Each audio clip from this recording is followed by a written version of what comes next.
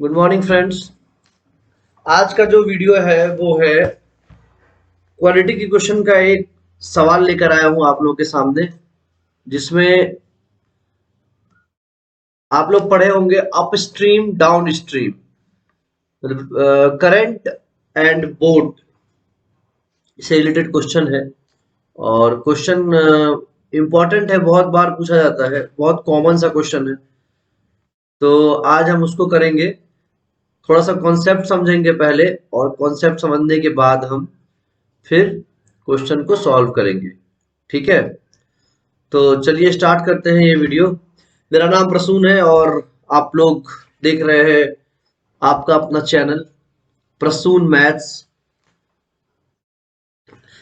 तो देखिए, ये जो क्वेश्चन है अप स्ट्रीम डाउन स्ट्रीम का, मेरे हिसाब से आप सब लोग कभी ना कभी लाइफ में नाव में जरूर बैठे होंगे, बोटिंग का मजा लिया होगा आप लोगों ने।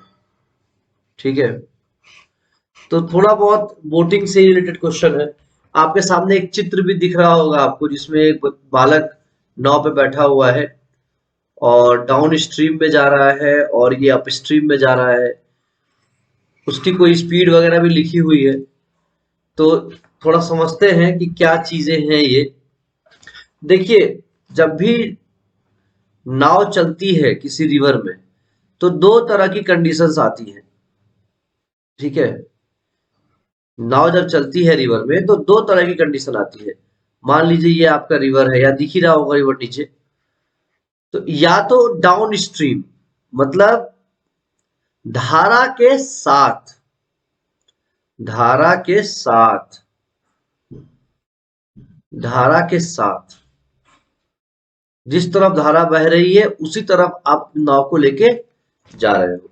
और दूसरा जो होता है वो होता है धारा के विपरीत, धारा के विपरीत,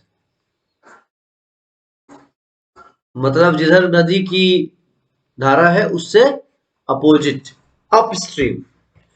तो देखो, दोनों केस में जो हमारी स्पीड होती है ना भाई, वो स्पीड चेंज हो जाती है। मान लेते हैं कि यहाँ पे बोट की स्पीड x है। ये जो नाव आपके सामने दिख रहा है ना भाइयों, उसकी स्पीड हम मान लेते हैं कि x है। और ये जो पानी है वो, पानी की स्पीड जो है, या स्ट्रीम की स्पीड बोलूं मैं, ये है y। तो जब हम बात करेंगे डाउन स्ट्रीम की, तो हम रिलेटिव स्पीड लेते हैं। कौन सी स्पीड लेते हैं? Relative speed. रिलेटिव स्पीड कोई नया टर्म नहीं है। रिलेटिव स्पीड का मतलब यह है कि स्पीड एज अ होल हम लेते हैं। और स्पीड एज अ होल क्या होगा बताओ जरा बच्चों? जब डाउन स्ट्रीम होता है तो हो जाता है x प्लस वाई। ऑब्वियस सी बात है कि जिधर धारा चल रही है उधर ही अगर आपका नाव भी जाएगा, तो इसकी स्पीड ऑटोमेटिक है कि बढ़ेगी? मान रहे हो ना ये बात? स्पीड क्या होगी? ऑटोमेटिक बढ़ेगी। जस्ट अपोजिट होता है, अगर धारा इधर बह रहा है और नाव आप इधर लेके जा रहे हो, तो इसको अपोज करेगा। और अपोज करेगा तो ऑटोमेटिक क्या हो जाएगा? स्पीड कम हो जाएगा। तो इस केस में जो स्पीड होता है वो होता है x माइनस वाई। समझ पा रहे हो मेरी बात को? बिल्कुल समझ पा रहे होगे। तो इसी पे आज का क्वेश्चन है। अब हम देखते हैं क्वेश्चन क्या कह रहा है और हम आगे बढ़ते हैं क्वेश्चन में। ठीक है,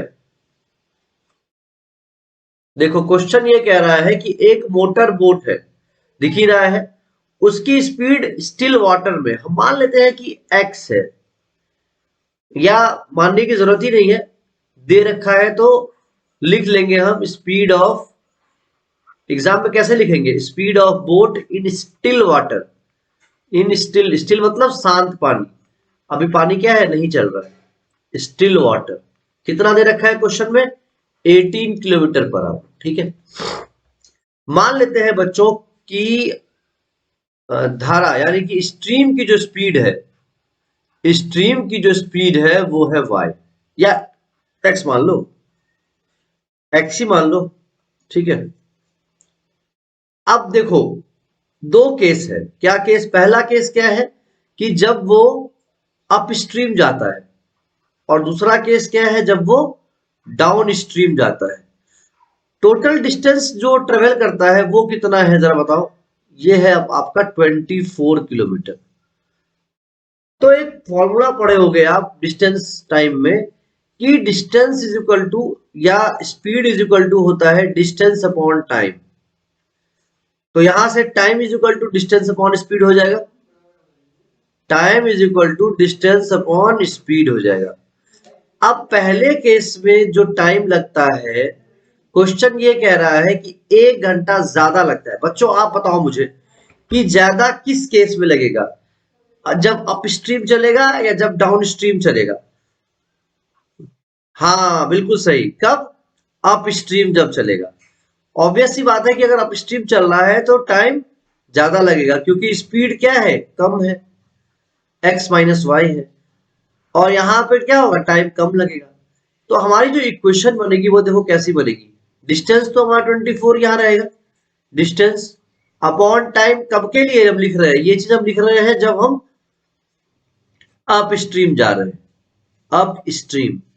तो 24 upon x minus y minus 24 upon x plus y, ये कब है, जब हम डाउन स्ट्रीम जा रहे हैं, डाउन स्ट्रीम, डाउन स्ट्रीम। ठीक है, ये इसलिए है क्योंकि डाउन स्ट्रीम में क्या है, टाइम हमें कम लगेगा। ये डिफरेंस टाइम का हमें कितना दे रखा है क्वेश्चन में, 1 घंटा, 1 आवर। अब यहाँ हर चीज जो है आवर और किलोमीटर में बात चल रही है, इसलिए हमको कोई चेंज करने की जरूरत नहीं है। अच्छा, ये हमको क्वेश्चन में दे रखा है, क्या दे रखा है, 18। तो जो हमारी इक्वेशन बनेगी वो क्या बनेगी, वो मैं दिखाता हूं आप लोगों को।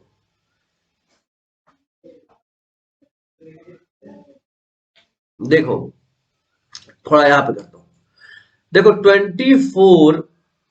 24 upon 18 minus x minus 24 upon 18 plus x is equal to 1। ये हमारी इक्वेशन बनेगी कि जब डाउन स्ट्रीम चल रहा था तो जितना भी टाइम लग रहा था हमें, और अप स्ट्रीम चल रहा है तो जितना टाइम लग रहा है, दोनों का डिफरेंस क्या दे रखा है हमको, 1 दे रखा है।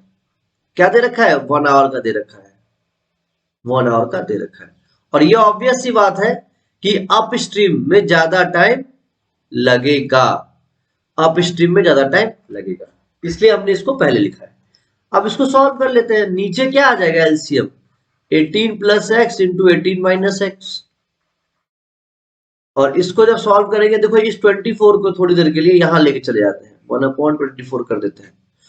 यहां पे देखो क्या बनेगा, 18 plus x minus 18 minus x, तो वो ऊपर प्लस एक्स हो जाएगा, ये 18 से 18 कट जाएगा, 2x आ जाएगा, ऊपर क्या आ जाएगा 2x, और नीचे a plus b a minus b, दिख गया होगा आप लोग को, बिल्कुल सही बेटा, बिल्कुल सही। 18 का square minus x square is equal to 1/24। अच्छा, 18 का स्क्वायर क्या होता है जरा बताना, कोशिश करना कि 20 तक स्क्वायर याद कर लेना।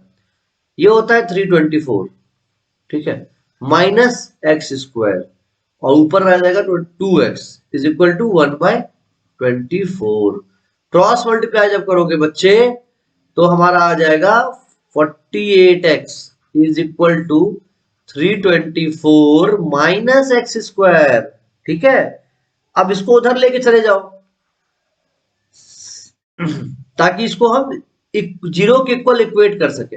तो ये हमारा बन जाएगा x square minus, sorry, x square plus 48x minus 324 is equal to 0।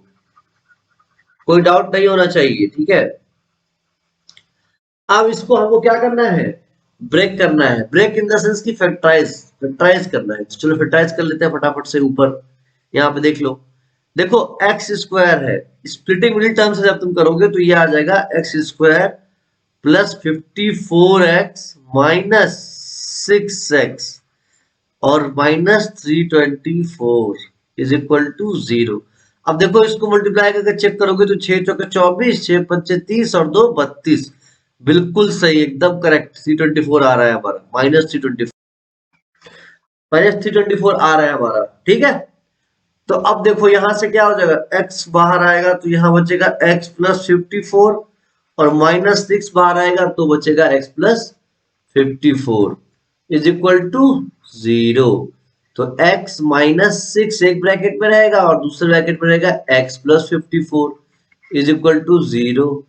ये वाली जो वैल्यू है वो रिजेक्ट हो जाएगी, x is equal to -54 reject हो जाएगी। क्यों? क्योंकि स्पीड कभी निगेटिव नहीं हो सकती, स्पीड कभी नेगेटिव नहीं हो सकती, है ना, इसलिए रिजेक्ट हो जाता है। बच्चों को डाउट रहता है सर इसको क्यों रिजेक्ट कर रहे हो, तो भैया स्पीड ले रहे हो ना, स्पीड कभी नेगेटिव नहीं हो सकता, ठीक है।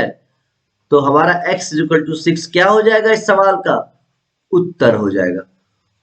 आई होप आप लोग समझ गए होंगे क्वेश्चन, आसान सा सवाल था। कॉन्सेप्ट समझो कि अप स्ट्रीम में क्या होगा और डाउन स्ट्रीम में क्या होगा, बस इतना समझ गए, उसके बाद की कहानी आप आराम से कर ले जाओगे। यही चीज समझने वाली बात है कि अप स्ट्रीम में जो होता है वो होता है x माइनस वाई और डाउन स्ट्रीम में होता है x प्लस वाई, बस। ठीक है बच्चों, तो चलो इस क्वेश्चन को करो, अच्छा सवाल है। ये हो सकता है कि थोड़ा सा घुमा के या कभी कभी सेम ही आपके एग्जाम में पूछ ले, ठीक है। अगर नहीं भी पूछता है तब भी एटलीस्ट कॉन्सेप्ट तो क्लियर हो जाएगा आपका।